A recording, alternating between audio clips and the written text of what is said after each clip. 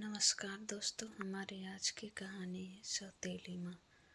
माधव की शादी को पूरे 3 बरस हो चुके थे, पर गुजरे 3 वर्षों में माधव ने बहुत दुख देखे व सहे, जिसमें से सबसे दुखदायी पल रहा पत्नी अवंतिका की आकस्मिक मृत्यु। माधव अपनी पत्नी अवंतिका से बेहद प्रेम करता था। दोनों पति पत्नी को देख यही लगता था कि यह जोड़ा सच में एक दूजे के लिए ही बना है, पर होनी अनहोनी को कौन जाने। विवाह के पूरे 1 वर्ष बाद अवंतिका ने एक सुंदर लड़के को जन्म दिया। घर में लड़का पैदा होने की खबर सबके चेहरे पर मुस्कान ला गई। इधर माधव, अवंतिका और उनका एक बेटा खुशहाल जीवन जी रहे थे। उधर घर के अन्य सदस्य भी नन्हे मेहमान को देख अति प्रसन्न थे। विवाह के उपरांत लड़की के 2 घर हो जाते, जिसमें से एक उसका मायका और एक ससुराल। इसे सौभाग्य ही कहेंगे कि अवंतिका को अपने दोनों घरों में बेहद प्रेम मिलता था। बेटे के जन्म के बाद अवंतिका कुछ वक्त अपने मायके में भी रही और फिर अपने ससुराल वापस आ गई।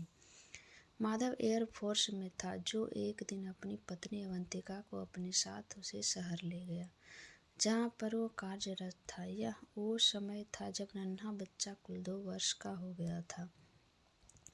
माधव अपनी पत्नी को शहर लाकर खास उत्साहित था। वह चाहता था कि उसकी पत्नी शहर के हर रूप रंग को जाने समझे, क्योंकि वो एक सरल ग्रामीण परिवार से थी। समय के साथ अवंतिका धीरे धीरे शहर के क्रियाकलापों से अवगत होती गई। देखते ही देखते वो शहर की आबो हवा में इतना घुल मिल गई कि कोई अब ये नहीं कह सकता कि वो गांव की रहने वाली है। शहर में आए दोनों पति पत्नी को 1 वर्ष पूरे हो गए। एक दिन अवंतिका सड़क पार करने के दौरान बड़ी कार की टक्कर से घायल हो गई। उधर माधव अवंतिका को लेकर हॉस्पिटल में था। इधर घर के आए दोनों ही परिवार के सदस्य 3 वर्ष के बेटे को संभालने में लग गए। कार की टक्कर से शरीर पर तो कोई गहरी चोट नहीं आई, पर सिर में लगी अंदरूनी चोट को डॉक्टर समय से जान नहीं पाए। लगभग 1 हफ्ते के उपरांत नींद में ही अवंतिका की मृत्यु हो गई। अवंतिका की मृत्यु माधव के लिए किसी सदमे से कम न थी। एक तरफ वह पत्नी की असमय हुई मौत से व्यथित था, तो दूसरी ओर 3 वर्ष के बच्चे का चेहरा उसकी आत्मा को और दुखी करता जा रहा था। माँ की कमी से बच्चा दिन रात विलाप करता, पर पिता माधव अपने दर्द को अंदर दबाए उसे सांत्वना ही दे सकता था। दुखी माधव अब इस हालत में पहुंच गया कि उससे एयरफोर्स की नौकरी नहीं हो रही थी। जिस शहर में वो अपनी पत्नी के साथ आया, अब वही शहर उसे काटने को दौड़ रहा था। बेटे माधव की दिमागी हालत देख पिता ने कहा, सुनो बेटा, तुम चाहो तो ये नौकरी त्याग दो। कौन सा धन की कमी है, गांव चलो सदा के लिए। पिता की बात मान माधव ने एयरफोर्स की नौकरी से त्यागपत्र दे दिया और लौट चला अपने छोटे से गांव सदा के लिए। समय का पहिया अपनी धुरी पर घूमता रहा और अवंतिका की मृत्यु को 1 वर्ष पूरे हो गए। नन्हा सा बेटा, जिसका नाम माधव ने अवंत रख दिया था, वो अब स्कूल जाने लगा था।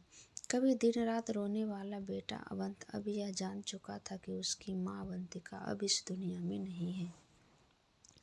मगर माधव तो आज भी यही आस लगाए बैठा था, क्या पता अवंतिका फिर से उसके पास आ जाए। खाने की मेज पर बैठे अवंत के दादाजी यानी माधव के पिता ने माधव से कहा, बेटा, मैं और तुम्हारी माँ अब बूढ़े हो रहे हैं। तुम्हारा यूं हर वक्त उदास रहना देखा नहीं जाता। मेरी एक बात मानोगे? पिता ने पूछा। माधव इनका इशारा समझते हुए बोला, पिताजी, मैं कोई दूसरी शादी नहीं करूँगा। मैं नहीं चाहता कि मेरे बेटे को कोई सौतेली माँ मिले। पिता और माँ ने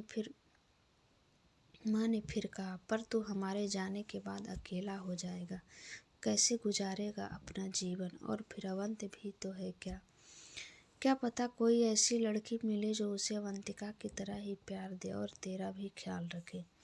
माधव अपना पूरा खाना खत्म किए बिना ही वहाँ से चला गया। सुबह तड़के उसके कमरे में जाकर माँ ने बहुत समझाया। इस प्रकार प्रतिदिन माँ और पिता के कहने से एक दिन माधव मान गया कि वो अब दूसरी शादी करेगा। निश्चित ही इस शादी में कोई धूमधाम नहीं थी। शादी के लिए लड़की भी माधव के पिता ने अपनी पसंद से चुनी। बेटे माधव की शादी पुनः होती देख उसके माता पिता अति प्रफुल्लित थे। उन्हें यह पूरी उम्मीद थी कि उनका बेटा माधव फिर से पहले की तरह हंसने और खिलखिलाने लगेगा। माधव की दूसरी पत्नी का नाम भी अ से ही शुरू होता था। एक दिन माधव ने अपनी दूसरी पत्नी अवनी से कहा, देखो, मैं नहीं जानता कि मैं तुम्हें पूरा प्यार दे पाऊंगा या नहीं, पर मैं यह जरूर चाहूँगा कि तुम मेरे और अब हम दोनों के बेटे अवंत को पूरा प्यार दो। अवनी, मैं यह नहीं जानता कि तुम क्या सोचोगी, पर मैं तुमसे एक बात कह दूं कि मैं कोई दूसरी संतान नहीं पैदा करूँगा। अपने पति माधव की बात सुन अवंतिका कुछ ना बोली, पर मन ही मन बहुत रोई। घर में आई नई बहू अवंतिका का ही पुनः अवतार जान पड़ती थी, क्योंकि वो अपने सास ससुर अवंत और माधव का पूरा ख्याल रखती। अवनी के इतने अच्छे व्यवहार पर भी माधव उससे दूरी ही बना के रखता, पर वो अवनी को कभी बुरा भला नहीं कहता था। बेटा अवंत और अवनी अब पक्के दोस्त बन चुके थे। अवनी अपने पति माधव के कहे के अनुसार उसका अच्छा ख्याल रखती थी। बेटा अवंत अपनी नई माँ से काफ़ी घुल मिल गया, जैसे वही उसकी वास्तविक माँ हो। वैसे भी हमारे समाज में यह कहावत प्रसिद्ध है कि जन्म देने वाले से पालने वाला महान होता है। यूं ही जीवन के कई वर्ष गुजरते गए। बेटा अवंत अब 12वीं कक्षा में प्रवेश कर चुका था और अपनी माँ अवनी से बेहद लगाव रखता था। अवंत और अवनी का अपार प्रेम देख माधव खुश था, मगर ना जाने वो अवनी को अब भी पूरी तरह क्यों ना अपना सका। माधव का अभी भी नीरस व उदास रहना अवनी को तो परेशान करता ही था, पर साथ में माधव की शारीरिक गिरावट भी होती जा रही थी। जो पैदा हुआ है वो मरेगा भी। माधव के माता पिता भी काल के गाल में समा गए। छोटा सा बेटा अवंत अब अपनी पढ़ाई पूरी कर शहर में नौकरी करता था। इकलौता बेटा होने के नाते अवंत को घर में सभी से बेहद प्रेम मिला।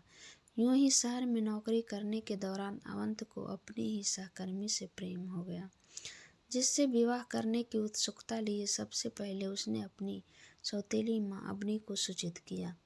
जब यह बात अवनी ने माधव को बताई तो उसने भी इस प्रेम विवाह को मंजूरी दे दी। इस प्रकार एक दिन अवंत विवाह के बंधन में बंध गया। विवाह के उपरांत अवंत अपनी प्रेमिका, जो अब पत्नी बन चुकी थी, के साथ वहीं शहर में रहने लगा। इधर गांव में बैठा माधव, जिसके चेहरे पर बुढ़ापे की लकीरें साफ दिखाई दे रही थी, अपनी पत्नी अवनी के साथ अपने जीवन को धीमी गति के साथ जीता चला जा रहा था। अवनी भी अब नौजवान नहीं रह गई थी। सफ़ेद बाल, आंखों के काले घेरे, चेहरे की रौनक अब सब समय के हवाले हो चुके थे। अवनी जिसने कितने त्याग किए, पर उसके त्याग को माधव कभी न जान पाया। वक्त बदल गया, दौर बदल गया। बेटा अवंत अपनी पत्नी के साथ विदेश को रवाना हो उठा। गांव के घर में बूढ़ी अवनी और बूढ़ा माधव अब पूर्णतः अकेले थे, पर अवनी माधव से ज़्यादा अकेली थी, क्योंकि उसका पति जीवन का इतना अरसा गुजार देने के बाद भी कभी प्रेम के दो मीठे बोल ना बोला, कभी अवनी की सुंदरता का बखान न किया, कभी अवनी से उसका हाल न पूछा और कभी अवनी को अपनी बाहों में न लिया। यूँ तो अवनी कहने को अपने पति के साथ थी, मगर वो बेहद अकेली थी। उसका बेटा अवंत, सास ससुर सभी उससे दूर जा चुके थे। एक रात, सुनो सुनो, क्या आप मेरी बात सुन रहे हैं? यह प्रश्न अवनी ने अपने पति माधव से किया। बार बार किए प्रश्न का उत्तर ना मिलता देख अवनी ने माधव का हाथ पकड़ा, जो ठंडा पड़ चुका था। बेहद ठंड की रात थी वो। माधव अकेली अवनी को और अधिक अकेला कर गया। ना पति, ना बेटा, ना बहू, ना सास ससुर और ना ही माँ बाप। अवनी किसी दीवार पर लगे सीलन के समान हो गई थी, जिसे जरूरत थी सजाने की, संवारने की। यह सौतेली माँ कितनी अभागिन थी, जिसने किसी को भी सौतेला ना माना, परंतु वह सदैव सौतेली माँ ही कहलाई। बूढ़ी हो चुकी अवनी कभी बेटे अवंत को याद करती, उसकी गैर मौजूदगी में भी उसके साथ खेलती। दरवाजे की चौखट पर जाकर रेजी सुनो यहाँ आओ कहती। उसका यह व्यवहार देख मोहल्ले के बच्चे पगली कहने लगे थे। हाँ सच ही तो कहते थे, अवनी अब पूरी तरह पागल बुढ़िया थी। शायद सौतेली माँ का यही नसीब